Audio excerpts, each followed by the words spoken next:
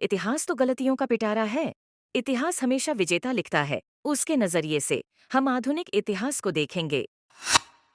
गांधी द्वारा बोस का विरोध। सुभाष 1930 के दशक में कांग्रेस में एक मुख्य चेहरा बन चुके थे। कांग्रेसी अब बोस को अपने नेता के रूप में देख रहे थे, क्योंकि बोस की सोच उन्हें गांधी की सोच से ज्यादा पसंद आ रही थी।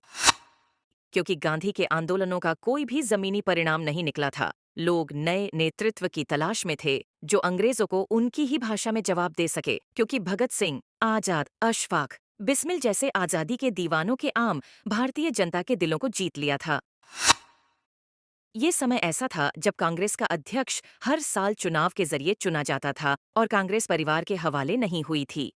1968 के हरिपुरा अधिवेशन में बोस कांग्रेस के अध्यक्ष चुने गए और नेहरू प्लानिंग कमीशन के अध्यक्ष। 1929 में त्रिपुरी अधिवेशन में बोस ने फिर से अध्यक्ष पद के लिए दावेदारी पेश की, लेकिन कुछ लोग ऐसा नहीं चाहते थे, जिनमें गांधी सबसे ऊपर थे। उन्होंने पर्दे के पीछे से राजनीति की पॉलिसी अपना रखी थी, इसलिए खुद मैदान में नहीं आए और पट्टाभी सीतार मैया को अपने उम्मीदवार के तौर पर आगे किया। चुनाव हुआ और बोस पट्टाभी के 1377 मतों के मुकाबले 1580 वोट मिले और अध्यक्ष पद का चुनाव जीता।